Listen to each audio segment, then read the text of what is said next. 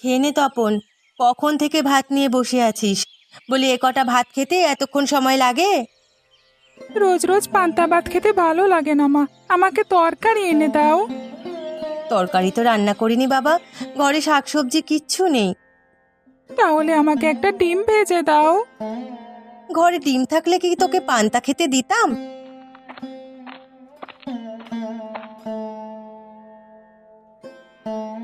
গিন্নি, আরে ও গিন্নি, আমি কাজে যাচ্ছি, তুমি তপনকে দেখে রেখো। সে কি, তুমি এখনই বের হচ্ছ? হ্যাঁ, আজকে মহাজন তাড়াতাড়ি কাজে যেতে বলেছেন, গুদামের মালামাল সরাতে হবে। সকাল থেকে যে পেটে কিছু পড়েনি, কটা ভাত দেবো, খেয়ে যাবে? না গিন্নি, আমি কিছু আর খাবো না, দুপুরে বাইরে কিছু খেয়ে নেব। ঠিক আছে, ফেরার পথে বাজার করে নিয়ে এসো, ঘরে কিন্তু চাল ডাল কিছু নেই। ঠিক আছে, নিয়ে আসবো, ব্যাগটা দাও তো। ওই যে বারান্দায় আছে, নিয়ে যাও।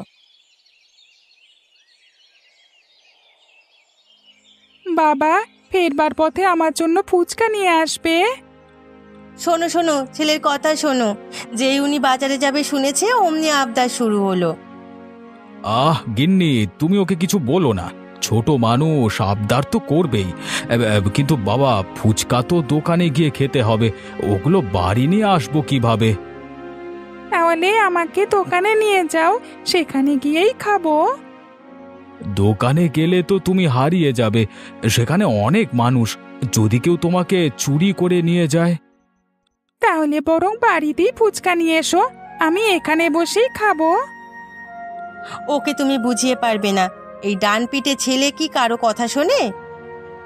বেশ গিন্নি, ও যখন বলছে আমি একটা বাক্সে করে কটা ফুচকা নিয়ে আসবো, আগে দেখি হাট করে হাতে টাকা থাকে কিনা। দেখলে মা, আমার বাবা অনেক ভালো। ও বাবা, তুমি বেশি করে আনবে, আমরা তিনজনে মিলে যাতে খেতে পারি। সে আনবে কোন, এখন ভাতগুলো খা তো। তুমি আর দাঁড়িয়ে থেকো না, আকাশের অবস্থা ভালো নয়, যে কোনো সময় বৃষ্টি নামতে পারে। হ্যাঁ হ্যাঁ গিন্নি, আমি এক্ষুনি বের হচ্ছি।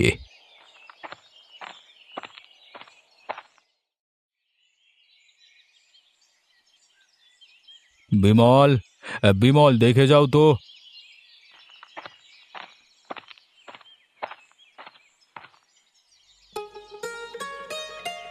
আগে চৌধুরী মশাই আমাকে ডেকেছেন? হ্যাঁ, তোমার কাজ সব শেষ হয়েছে কি? আগে বাবু, সব মালামাল গুদামে তুলে রেখেছি। তাহলে তালা লাগিয়ে চাবিটা আমার কাছে দিয়ে যাও। তালাও লাগিয়েছি, এই নিন চাবি। আমার আজকের টাকাটা চৌধুরী মশাই। ও আচ্ছা আচ্ছা, কত টাকা হয়েছে তোমার? আগে 100 টাকা। এই নাও 80 টাকা। 20 টাকা আরো বাকি আছে কর্তা, আমাকে 80 টাকা দিয়েছেন কেন? আজ থেকে তুমি 80 করেই পাবে। সে কি চৌধুরী মশাই, এতদিন 100 টাকা রোজ কাজ করেছি, আজকে 80 কেন? সব জায়গায় দিন দিন টাকা বাড়ে, আমার বেলায় তো বাড়ছেই না, উল্টে কমিয়ে দিলেন, এ কেমন অবিচার আপনার! দেখো বিমল, আমাকে ন্যায় অন্যায় শেখাতে আসবে না। এই বছর ব্যবসায় লোকসান হয়েছে, তাই ব্যয় কমাচ্ছি, লাভ হলে তখন বেশি করে দেব। তাই বলে গরিবের পেটে লাথি দিয়ে লোকসান উঠাবেন? আমাকে 100 করেই দিন মশাই, এই টাকা দিয়ে আমার সংসার চলবে না। তুমি বললেই তা হবে নাকি? আমি যা দিয়েছি তার 1 টাকাও বেশি পাবে না। এখন আমার সামনে থেকে বিদায় হও, বেশি কথা বললে কাজ ছাড়িয়ে দেব। আজকে কাজ করি বলে কিছু বললাম না, তবে একটা কথা বলে যাচ্ছি, সব কিছু ওপরওয়ালা দেখছেন, গরিবের পেটে লাথি দেওয়ার ফল হাতে নাতে পাবেন। আরে যাও যাও, তোমার ওপরওয়ালা কি করে দেখা যাবে।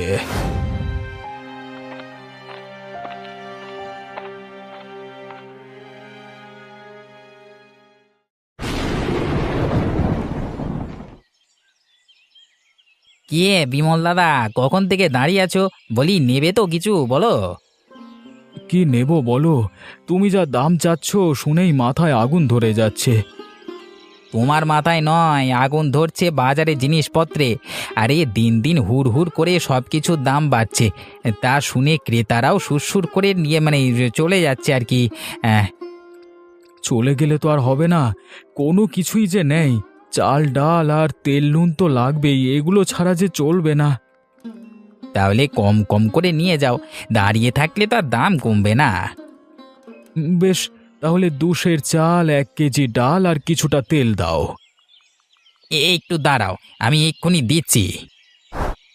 এই নাও তোমার চাল ডাল, সব মিলিয়ে 100 টাকা হয়েছে।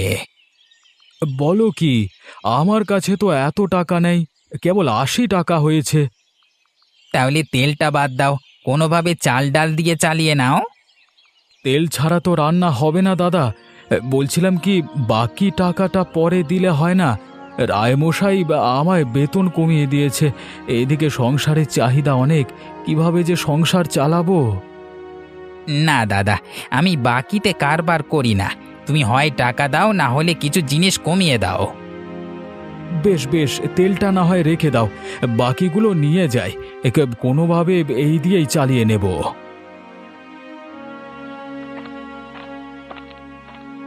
হাতে দুটো টাকা নেই, এসেছে সারা বাজার মাথায় করে নিয়ে যেতে। গরিবের শখ দেখলে আর বাঁচি নে। এই রে, ফুচকা তো নেওয়া হলো না, এদিকে হাতেও টাকা নেই, ছেলেটাকে কি জবাব দেব বাড়ি গিয়ে? পান্তা ভাত দিয়ে বসিয়ে রাখো, তোমার ছেলের এত খাই খাই স্বভাব কেন বাবু? তাতে তোমার মাথায় আকাশ ভেঙে পড়ে কেন মানিক দাদা? তোমার তো সন্তান নেই, তাই তাদের শখ আহ্লাদের বুঝবে কি?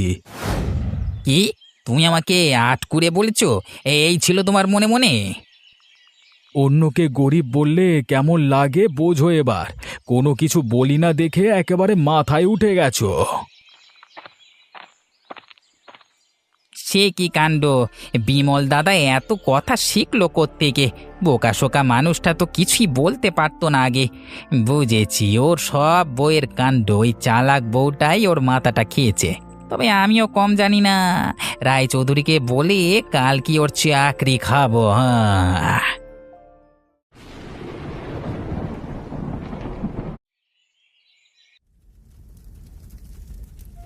পাখি সব করে রব রাত্রি পোহালে, পাখি সব করে রব রাত্রি পোহালে। মা, বাবা কখন আসবে? বাবা সময় হলেই আসবে, তুই এখন পড়। সময় তো সে কখন হয়েছে, এখনো আসছে না কেন মা? আহ তপন, এত কথা কিসের? উনি আসবে, তুমি পড়ায় মন দাও। আচ্ছা মা, বাবা ফুচকা আনলে আমরা সবাই মিলে খাবো, তাই না? আগে আনুক, তারপরে খাওয়া যাবে।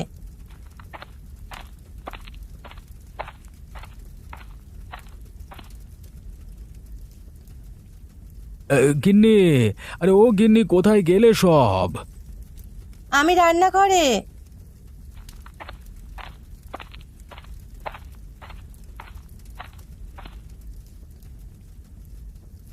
এই নাও তোমার বাজার, তেল ঝাড়া সব এনেছি। সে কি, তেল ছাড়া রান্না করব কিভাবে?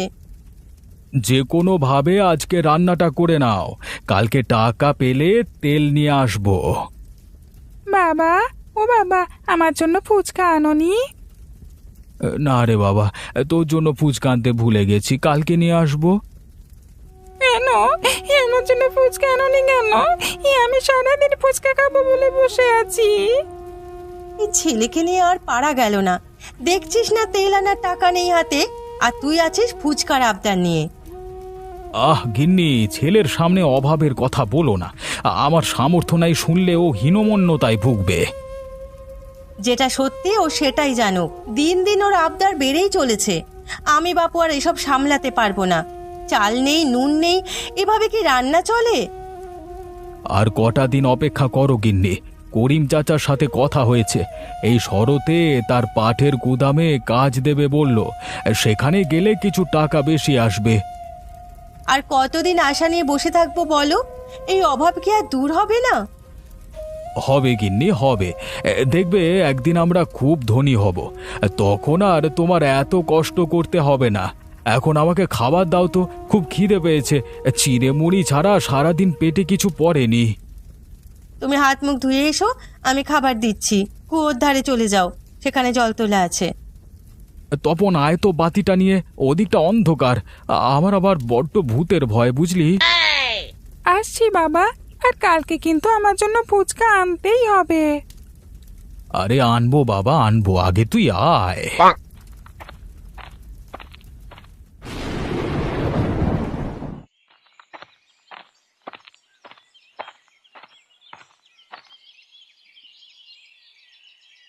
কি হে বিমল, কাজ কেমন চলছে? গত বছর কিন্তু খরায় অনেক ফসল নষ্ট হয়েছে, এবছর যেন সেরকম না হয়। সে নিয়েই তো ভয়। খেতে নতুন চারা বপন করেছি, কদিনের মধ্যে বড় হয়ে যাবে, কিন্তু যা গরম পড়েছে তাতে ওগুলো বাঁচানো যাবে কিনা সন্দেহ। গরম বেশি দিন থাকবে না, আজকালকার মধ্যে বৃষ্টি হতে পারে। ওই দেখো আকাশে মেঘ জমতে শুরু করেছে। তাহলে ভালোই হবে, বৃষ্টি হলে এবছর অনেক ফসল পাওয়া যাবে। আচ্ছা, কালকে আমাকে নিয়ে মানিকের কাছে কি বলেছো তুমি? কই, আমি তো তেমন কিছু বলিনি, কেবল বলেছি আমার বেতন কমে গেছে, সেজন্য বাকিতে কিছু জিনিসপত্র দেওয়ার জন্য।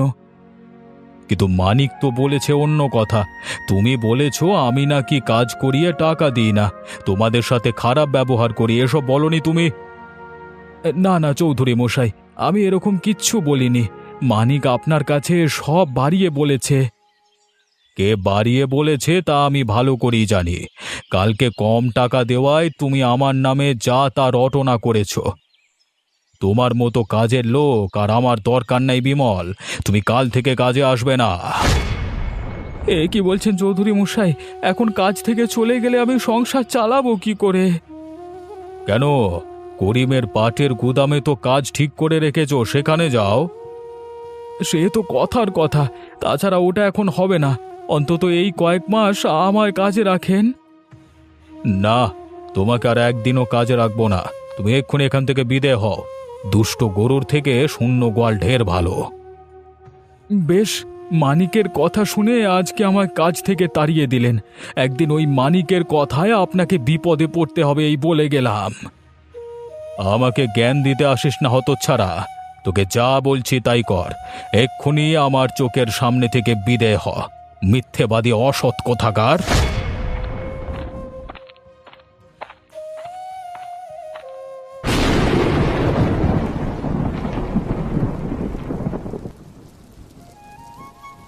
বৃষ্টিটা আজকে জোরে সরে নেমেছে, এমন কদিন থাকলে মাছের আর অভাব হবে না। হ্যাঁ দাদা, এমন বৃষ্টিতে ইলিশ মাছ সব উজানে চলে আসে। দেখো, আজকে জালে ঝাঁকে ঝাঁকে ইলিশ ধরা দেবে। সে হলেই ভালো, এই গরমে কদিন জাল নিয়ে বের হতে পারিনি। কটা ইলিশ পেলে তা দিয়ে বাড়তি কিছু আয় করা যাবে। ওই তো জালে ইলিশ ধরা পড়েছে, তাড়াতাড়ি জাল তোলো দাদা। তুলছি তুলছি, তুই নৌকাটা জায়গায় রাখ, নড়ে না যেন। হ্যাঁ,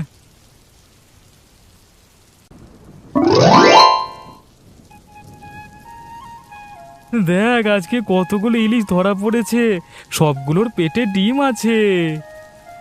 হ্যাঁ গো দাদা, ডিমওয়ালা ইলিশ খেতে ভারী মজা হবে, একটা আজকে বাড়িতে নিয়ে যাব। ও কি, বিমল দাদাকে দেখা যাচ্ছে। দাদা, এই অবেলায় কোথায় যাচ্ছ? কাজ নেই আজকে?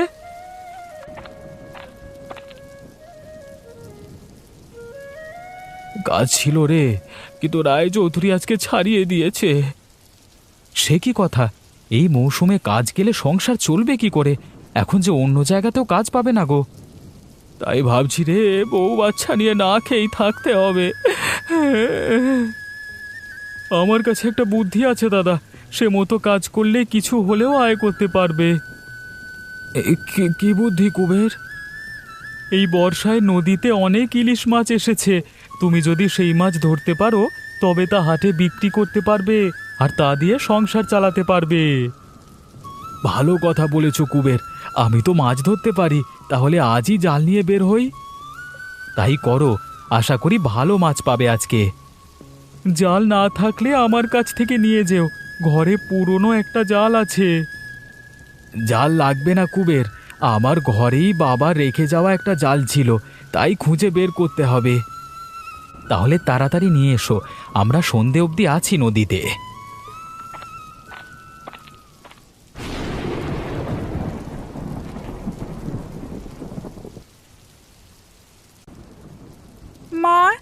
মা, বাবা কখন আসবে?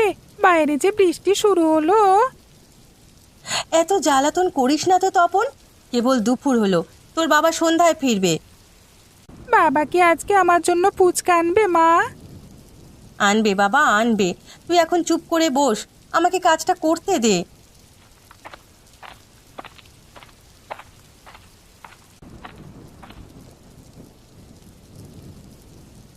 গিন্নি, আরে ও গিন্নি, একটা গামছা দাও তো।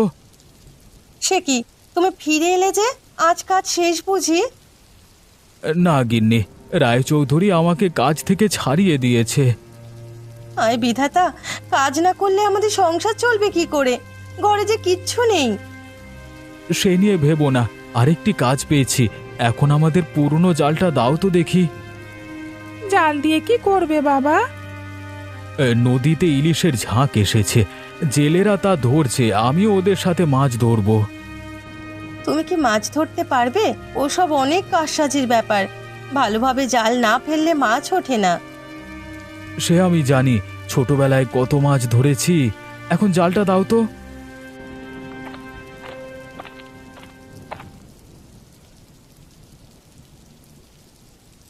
এই নাও বাবা, আমিও যাব তোমার সাথে। না না বাছা, তোর আর যাওয়ার দরকার নেই, বৃষ্টিতে ভিজলে আবার জ্বর বাঁধবে। ওকে যেতে দাও গিন্নি, এখন থেকে সব কাজ শিখে রাখুক, কখন কি কাজে লাগে কে জানে। বেশ, নিয়ে যাও তবে, আর তাড়াতাড়ি ফিরে এসো কিন্তু।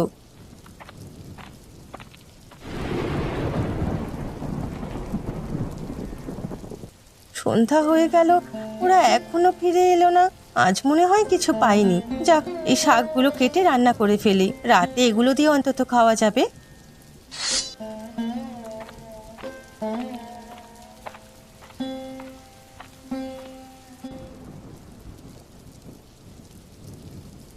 মা, ও মা, আমরা চলে এসেছি। তোমরা এসেছো তবে? আমি এতক্ষণ ধরে অপেক্ষা করে শাক কুটতে বসলাম। তোমার শাক কুটতে হবে না, দেখো কত বড় মাছ এনেছি, এখন মাছ কোটো। এতক্ষণে কেবল একটা মাছ পেয়েছো? না মা, আজকে অনেক মাছ ধরেছি। একটা রেখে বাকিগুলো বাবা হাটে বিক্রি করেছে, তা দিয়ে চাল ডাল আটা কিনেছি।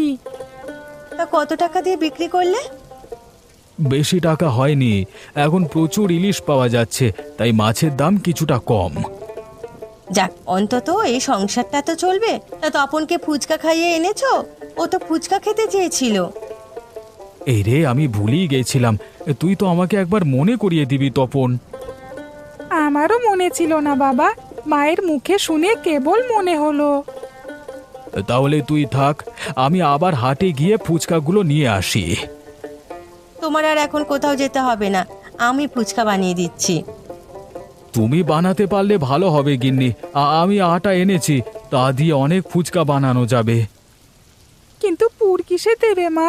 বাবা তো আলু আনেনি। সে একটা দিয়ে দেওয়া যাবে। আগে মাছটা কেটে রান্নার আয়োজন করি, সন্ধ্যায় একসাথে সবাই ফুচকা খাবো। তাহলে তাই করো, আমি স্নানটা সেরে আসি। তুইও যা তপন, বাবার সাথে গিয়ে হাত মুখটা ধুয়ে আয়।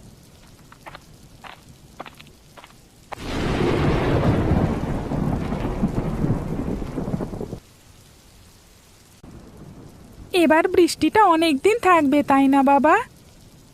হ্যাঁ রে, আকাশের অবস্থা দেখে তাই তো মনে হচ্ছে। বৃষ্টি বেশি হলে ইলিশও বেশি ধরা যাবে, তাই না বাবা? তা যাবে, কিন্তু বাজারের যা হাল, এত এত ইলিশ ধরেও কম দামে বিক্রি করতে হবে।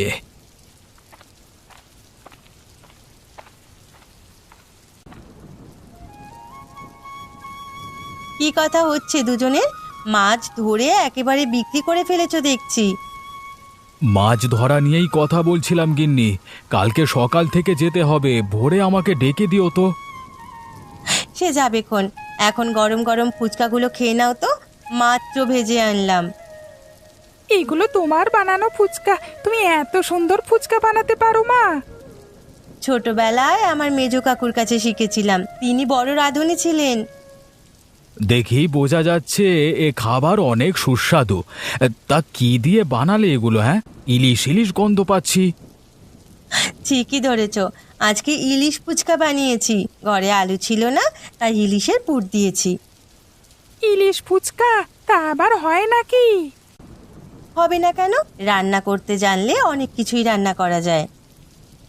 ঠিক আছে, খেয়ে দেখি কেমন ফুচকা বানিয়েছো তুমি।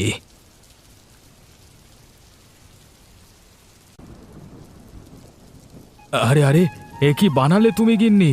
খেতে তো একেবারে অমৃত। তাই নাকি? বলেছিলাম না মজা হবে খেতে। নাও আর একটু মুখে দাও, তুইও খা তপন। খাচ্ছি মা, খুব মজা লাগছে খেতে। রোজ এরকম ফুচকা বানাবে? এই যে শুরু হয়েছে তোর আবদার, এখন তোর জন্য ফুচকার দোকান খুলে বসতে হবে। কথাটা তো মন্দ বলনি গিন্নি। ইলিশ দিয়ে ফুচকা বানিয়ে বিক্রি করলে লাভ হবে বেশি।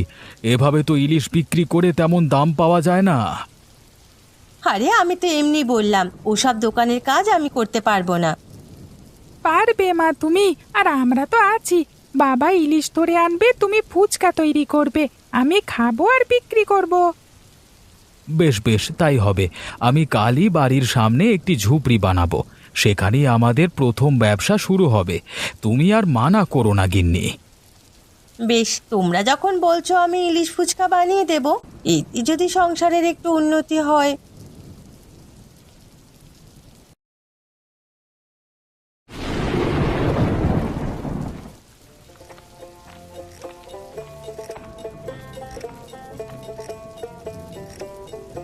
কি হে বিমল, শুনলাম দোকান দিয়েছো, তাই আজকে দেখতে এলাম। আসুন আসুন চৌধুরী মশাই, সবই আপনার জন্য হয়েছে। সেদিন যদি আমাকে না তাড়িয়ে দিতেন তাহলে আজকে এত বড় দোকান আমার হতো না। বেশ বেশ, তাড়িয়ে তোমার উপকারী করেছি তাহলে। তা আমার এক থালা ফুচকা দাও তো। শুনেছি তোমার গিন্নির হাতের ইলিশের ফুচকা খেতে নাকি খুব সুস্বাদু। নিশ্চয়ই, আপনি টাকা দিয়ে অর্ডার কেটে বসেন, আমি ফুচকা নিয়ে আসছি। এখানে অগ্রিম টাকা দিতে হয়, কিন্তু আমি তো সাথে করে টাকা আনিনি। বাকিতে খাওয়া যাবে না বিমল। টাকা না থাকলে তো ফুচকা পাবেন না চৌধুরী বাবু, বাকিতে আমরা কারবার করি না। তুমি আমার সাথে এরকম ব্যবহার করলে বিমল, বেশ, আমি চলে যাচ্ছি, তোমার ফুচকা খেতে হবে না।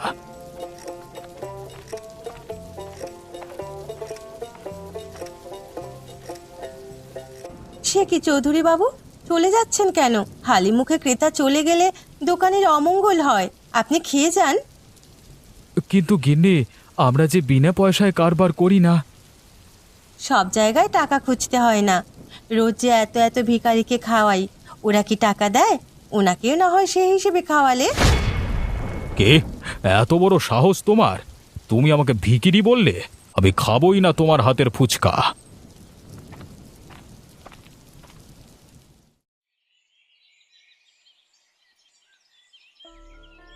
সে কি কথা? ওরা আপনাকে ভিখিরি বলল আর আপনি তো হজম করলেন। শুধু লোক লজ্জার ভয়ে কিছু বলতে পারিনি। ওদের মুখে তো লাগাম নেই, পাছে কি বলে বসে। আপনি বলবেনই বা কি? যেভাবে জমি জমা বিক্রি করছেন, দুদিন পর ভিখিরি হতে হবে। তুমি কি আমাকে কিছু বললে মানিক? না চৌধুরী মশাই, বলছিলাম কি, ওই বিমলটাকে উচিত শিক্ষা দিতে হবে। ওর জন্য আমার ব্যবসায় লাল বাতি চলছে। সারাদিন ঘুরেও একটা মাছও পাই না। জেলেদের কাছ থেকে সব ইলিশ মাছ ও বেশি দামে কিনে নিয়ে যাচ্ছে। কি শিক্ষা দেবে বলো? ওর ফুচকার দোকান তো চাইলে বন্ধ করে দিতে পারি না। ফুচকার দোকান বন্ধ করতে পারবো না, কিন্তু ইলিশ মাছ তো বন্ধ করতে পারবো। কিভাবে করবে শুনি? আপনি তো এই পাড়ার মোড়ল, আপনার অনেক টাকা। আপনি একটা কাজ করুন না, জেলেদের কাছ থেকে জোর করে সব ইলিশ মাছ কিনে নিন, তাহলেই বিমল কোনো মাছ পাবে না। কিন্তু এত ইলিশ দিয়ে আমি করব কি? আমি কি ওর মতো ফুচকার দোকান দেবো নাকি? আপনি আমার কাছে ইলিশ কিনে দেবেন, আমি শহরে গিয়ে তা বিক্রি করব, এতে অনেক টাকা লাভ হবে। ঠিক বলেছ মানিক, তাহলে লাভও হবে, বিমলটাকে শায়েস্তাও করা যাবে। আমি তাহলে শহরে গিয়ে ব্যবসার বন্দোবস্ত করি, আপনি ইলিশ কেনবার প্রস্তুতি নিন।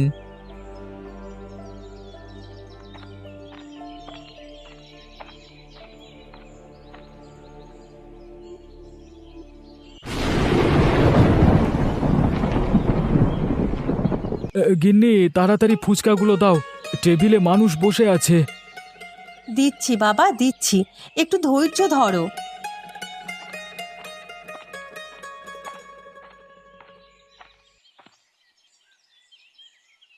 বাবা, ও বাবা, খবর শুনেছ?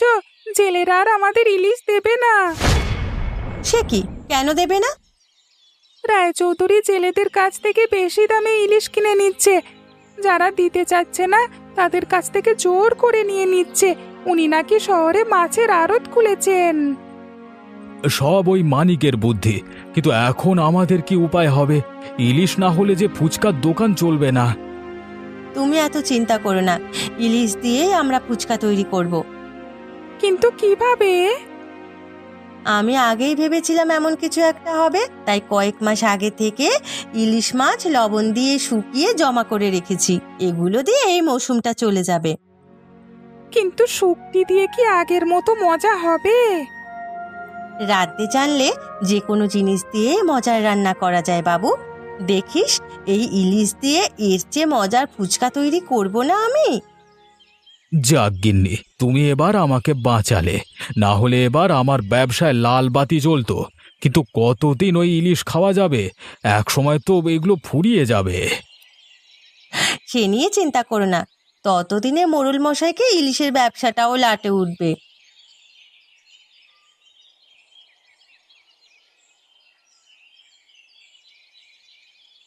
হায় হায় হায়, আবার সর্বনাশ হয়ে গেল। এখন আমার কি হবে? আবার সব টাকা নিয়ে গেল।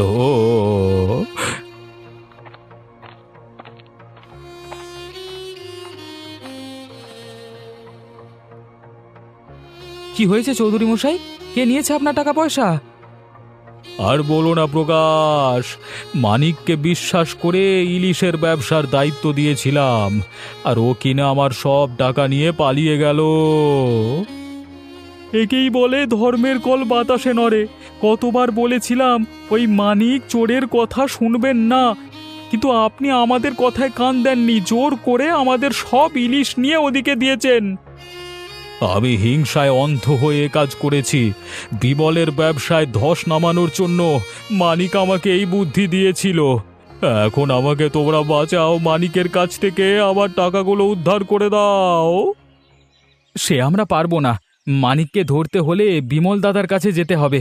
শহরে অনেক বড় বড় ব্যবসায়ীদের সাথে ওর যোগাযোগ আছে, তাদের মাধ্যমে মানিকের হদিশ পাওয়া যাবে। তবে তাই চলো, বিমলের কাছে গিয়ে সাহায্য চাই। তাই যান, কথায় আছে অন্যের ক্ষতি করবার চেষ্টা করলে তার কাছেই সাহায্য করতে হয়। হ্যাঁ দাদা, সেজন্য সৎভাবে চলি, কারোর আগে পিছে লাগি না। আমিও আর মানুষের পেছনে লাগবো না। কথা দিচ্ছি, টাকাগুলো উদ্ধার করতে পারলে আমি ভালো হয়ে যাব।